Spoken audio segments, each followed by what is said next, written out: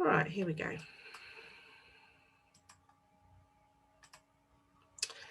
So Clubhouse, what is Clubhouse? And I know some of you will already know about it. It'll be on your radar. Others of you are going to be sitting there thinking, what on earth is she talking about?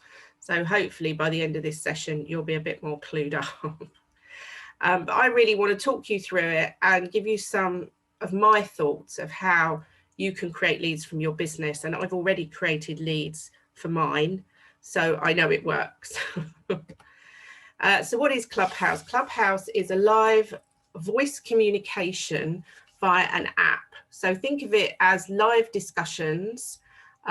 It's a great opportunity to share expertise, your thoughts, your opinions on things. And it's almost like online networking without video. So you don't need to put your makeup on. You can sit in your pajamas. There is no ongoing kind of social media management that you have to do with it. It's not like taking on another platform where you need to post every day or whatever. But I will talk you through how I think you can leverage the opportunities here. At the moment, you do need to join via an invite. It is only available at the moment on iOS, not on Android. But they are planning to run Android out in March, roll Android out in March. So if you've got iOS, you'll be able to access it through the App Store and download it onto your phone. If you are lucky enough to know somebody on Clubhouse, they may get a message to say, would you like to invite this person in, which is great. Or if you know someone who is on it, who does have a spare invitation, they can send you great stuff as well. So that will get you onto the platform. And there's a number of reasons why they're doing this. They're doing it because they want to keep some kind of credibility on the platform. So be careful who you give your invites to, because your name is on the bottom of their profile. And if they behave badly, you risk also being booted off the platform. So don't just give out your invites freely into Facebook groups and things like that. So be very careful what you do with your invitations. So how can Clubhouse create new leads for your business? Well, you can gather people together who are interested in your topic. It can really position you as a thought leader around what you know, your knowledge, your expertise. You can also use it as a post on social media to create buzz around your business. You can send an email out to your list and share your rooms, which is something we've been doing, which has worked really well. I've been using it for the Best Business Women Awards. However, we are going to be doing some stuff with Mums UnLtd, but I'm going to hold off until it's been rolled out to Android, because I don't want people to feel I'm doing something they can't access. So we will be running some Mums UnLtd live rooms on it when it's fully rolled out. And you can also set up a club within Clubhouse of your own. You do have to host what's called rooms first, 3 rooms, and then you can apply for your own club via their website. Now, they have apparently got something like 10 to 15,000 applications for clubs that they're working their way through. So, I mean, I applied for mine a few weeks ago. I've not heard anything. So I know other people who've applied for their own clubs as well. Carol, have you got your own club yet? Did you apply? Have you applied? Yeah, I have applied. I haven't got it yet. I'm going to apply for another one as well. So I have heard they're working their way through them. The other thing you can do is, if you do host some rooms, you can create show notes around your rooms, and you can add those to your website, which would obviously drive traffic, which I think is another great benefit of it as well. So just a few notes on the bio. You create a bio much the same as you do with other platforms. This is a screenshot of mine. My advice, and I think the advice, I've been in several rooms that have been run by Clubhouse themselves talking through this, is to use your own name. Make the first few lines count. So you can see I've really summarized what I do in the first few lines here, and use keywords as they're searchable. I mean, you can do a lot more with the profile and add a lot more stuff. I've just added that at the moment because I've been really busy. You can add your Twitter and Instagram account. I haven't added my Instagram account yet because we manage several client accounts and it seems to keep wanting to connect it up to one of my client accounts. So I haven't added it at the moment. But you can add your Instagram there and your Twitter account. At the moment, they're only really working with Instagram and Twitter. And you can see here that I joined on the 1st of January and I was nominated by Jo. So she was the one who brought me onto Clubhouse. So this is what I'm saying. Your name will appear at the bottom of anybody's profile that you give an invite to or you sponsor in. I would definitely, when I sit down and go through mine, I'm going to put some more details about how people can connect with me. So I have put connect up with me on LinkedIn, and I have had lots of LinkedIn requests, having been in rooms and spoken in rooms. So, you know, again, I know that it is definitely benefiting me already. The settings are in the top right hand corner. You'll see a little cog.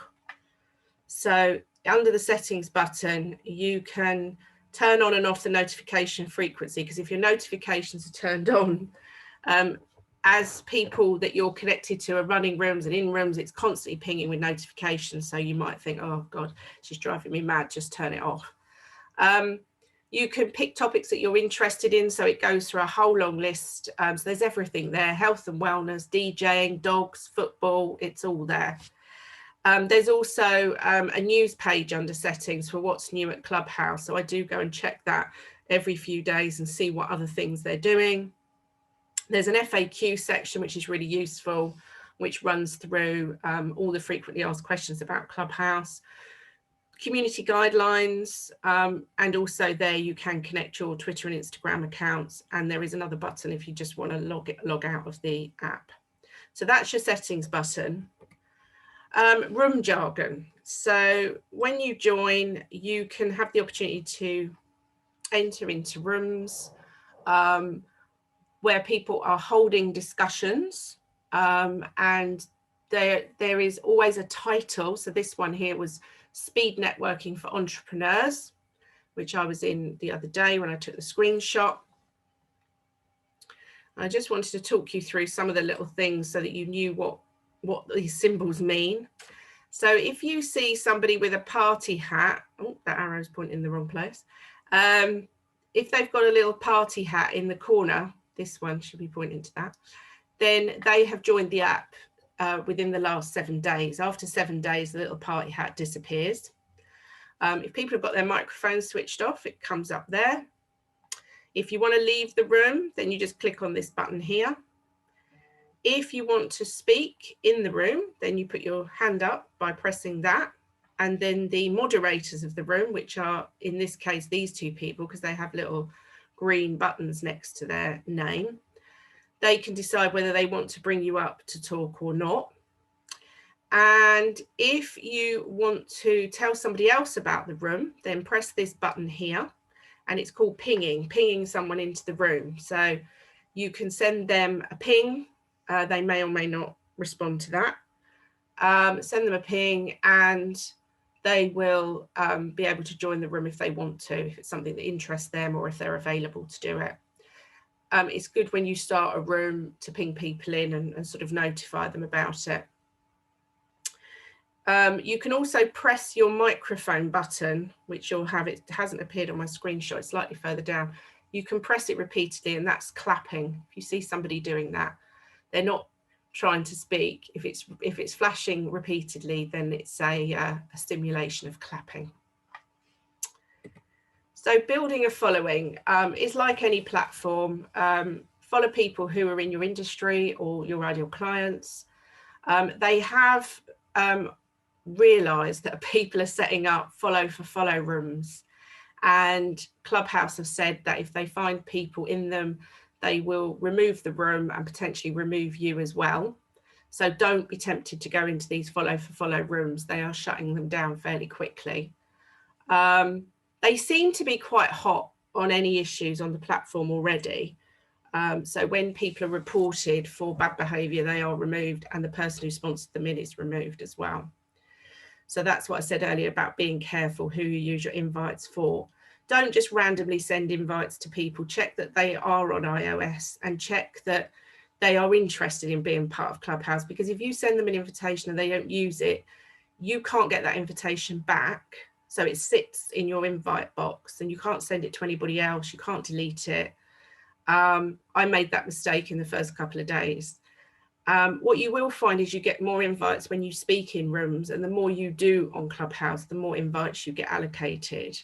But also, like with Kate yesterday, Kate messaged me and said, oh, you know, I need an invite. So I said, well, sign up first, because I seem to be getting notifications that people want to be brought in, and then it doesn't seem to use my invite. If they sign up, and then because they're in my contact, it's synced to my contacts on my phone,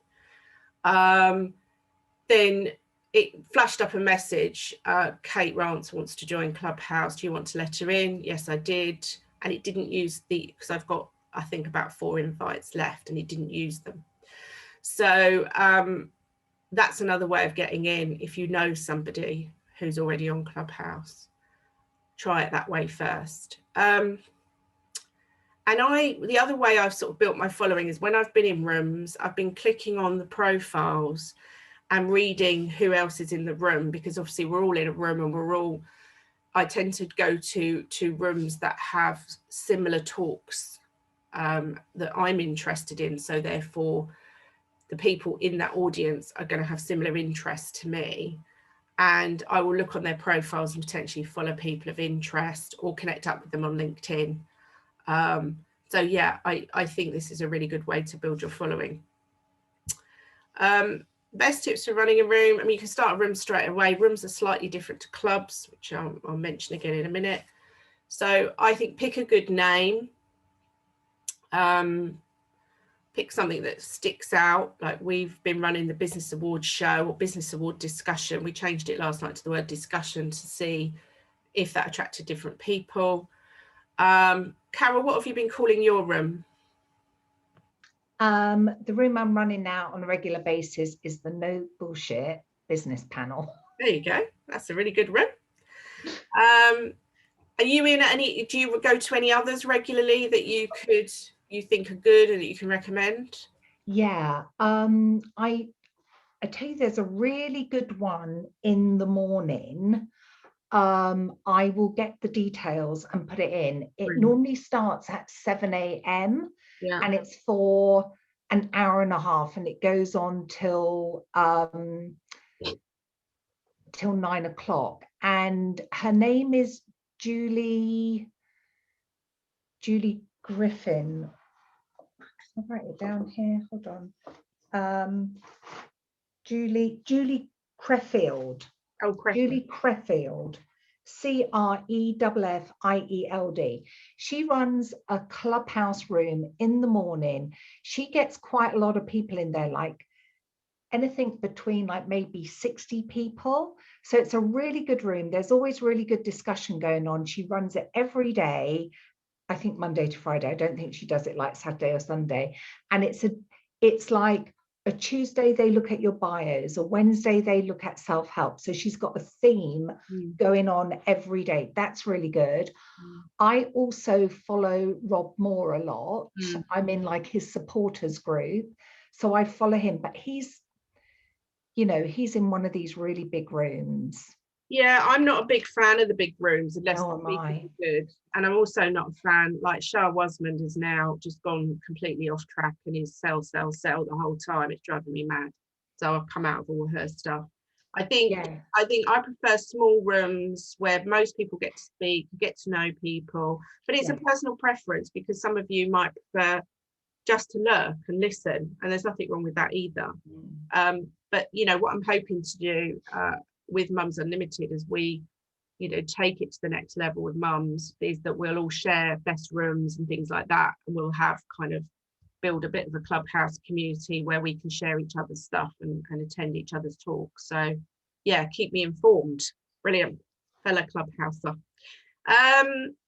So going back to best tips for running your own room, I've scheduled my room so people know when it's happening. I've been promoting it on social media, on our emails, and at some of the networking that I do. And I've invited people through the app. You can invite people. You can also ping people in when your room opens. My advice is to add at least one other moderator. Ideally, if you're going to end up with a biggish room, you probably want maybe 2 or 3, because they can help manage the flow of the room. And also, if you happen to get cut off or your signal drops off a bit, then you've got somebody else there. Don't do long, big introductions at the beginning, because obviously people are joining. So it's a little bit like a Facebook Live, if you like, you know, people are joining. And I really think it's important to decide on your format and sort of stick to it. So some rooms I've noticed just have speakers. They don't allow other people to come up and talk. Some rooms are open discussion, which is what the sort of track we've gone down with the awards. I think the most we've had in our rooms with the awards is 25, but it does mean over the course of an hour, most people get to share and speak. And some do speakers, and then they'll have a Q&A, so you can put your hand up. And if you are invited up onto the stage to speak, this is not a time to promote your business. This is time to just ask a question and be respectful to the speakers that are in the room. I think it's important as well to decide the length of your room. I mean, we do an hour, we stick to an hour. Some rooms are 1.5 hours. But because this is a global platform, some of the rooms I've been in just go constantly, and then they hand over to people in Australia and they hand over to people in America. So there are rooms going on literally 24/7. But I think it's quite good to kind of do a little room reset after about 20 minutes and new people have joined in, just remind them what the room's about, and really try and keep anyone in a discussion on topic. Because I had an incident a couple of weeks ago where somebody went off on a tangent promoting something which was nothing to do with business awards, and I had to sort of pull them back a bit and say, you know, you can talk about that, have one-to-ones with people, and remind people to connect with each other. Sometimes you just need to give people that little reminder. And I think the number of speakers, 3 to 6 maximum. I think 3-4 is a really good number. I don't know what Carol feels, but I think, you know, you don't want to have 10 speakers at a Clubhouse. What do you think, Carol? I do think if you could have 3 to 4 speakers, I agree with that. In my no bullshit business club room, I have got a lot of speakers because I'm trying to give other people an opportunity. Yeah. But I agree. I mean, 10 speakers when you've got only a few. I know, and I've seen that, and it's. I have done it. It depends on the room. If you're doing almost like a speaker session and not a discussion, then you want to think, okay, who do I want in this room and what topic am I going to have? If you're doing a discussion, that's slightly different. So it's about thinking about your format and what's going to work for you. So this is a few things about the internal workings of this room. So you've got your speakers are always going to be up here, and you can request, as I said earlier, to be on stage to contribute. Not all rooms will allow it. And just, you know, if it is a discussion, just really stick to asking your question or sharing your view. So I was in one last week that someone pinged me into, and I was literally only in there for about a minute, and she was like, oh, Debbie Gilbert's here, I'm going to bring her up on stage. And I was like, oh my God. And she said, I'm glad you're here. Could you give us your view on business awards? And, you know, I didn't speak about the best business women awards. I just gave a very quick view on what she'd asked me. And then I was moved back to the audience. And then the order of the room, you will see that the people who are followed by the actual speakers will come first in the room underneath the speakers. So you can see here it says followed by the speakers. So that's why it's quite good to start connecting up with speakers and seeing if they're going to follow you back, because it will push you further up the audience in the room. And then when there's a lot of people in the room, you're going to be near the top. And then underneath that is the general audience. And as I said earlier, click on the profiles while you're in the room and choose to follow people. Carol, do you do that? Do you click on people and nosy at them? And I do all the time. Now this screen, you can click on up and coming for you. So that's in the little calendar box at the top. I'm going to show you the icons in a minute. And you can see what's coming up, what is happening now. The button here, the green button down here, is where you can start your room. And you can also create a private room with somebody. You can, if you can see they're on the app, and again, there's so many things I could show you, and I just wanted to give you an overview, but there's a way of showing the list of all the people you're connected to on the app and whether they're online or not. And you can request a private room with them if you want to. And I've done a few of those. So it's like having a one-to-one on Clubhouse, which has been quite useful actually. But it's good because it will give you a list of things that if you've clicked on particular interests, it's going to identify that. If you are following certain people, it's going to give you their rooms as well. So it's just a way of seeing what's coming up, and it will be bespoke to you depending on who you're following.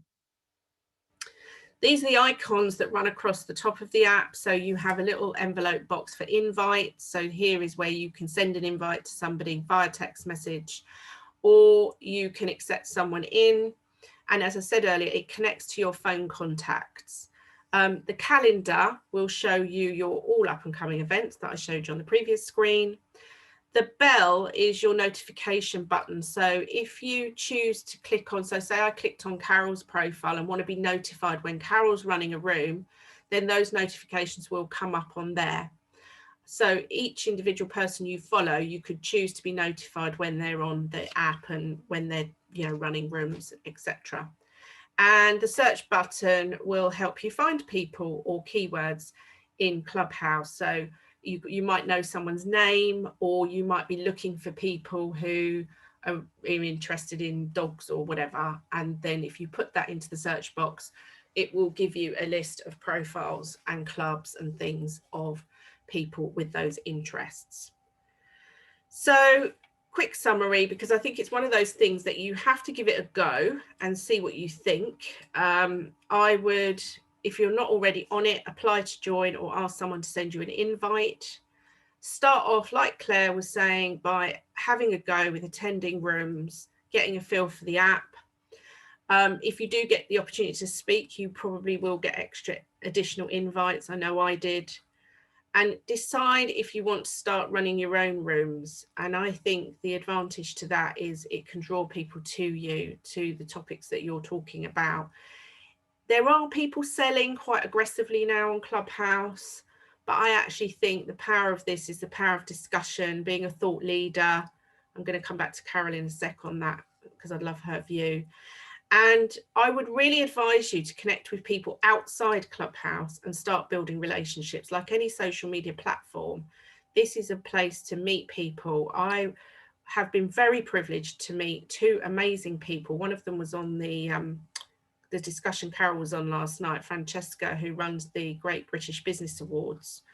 And last week I met, oh God, I can't think of her surname, but anyway, I met Nicola, who is an MBE, and she runs the the Northern Power Women Awards. And she came onto my discussion. We've connected on email. We are having a one-to-one next week.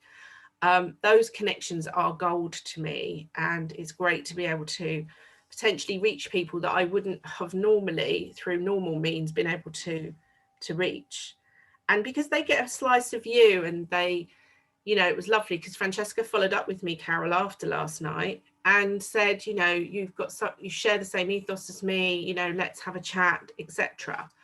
So Carol, can you just quickly share your sort of, I know you're a bit like me, you haven't been using it long, but thoughts on selling and thoughts on building relationships? Yeah, okay. I'm learning as I go along, so I'm not an expert.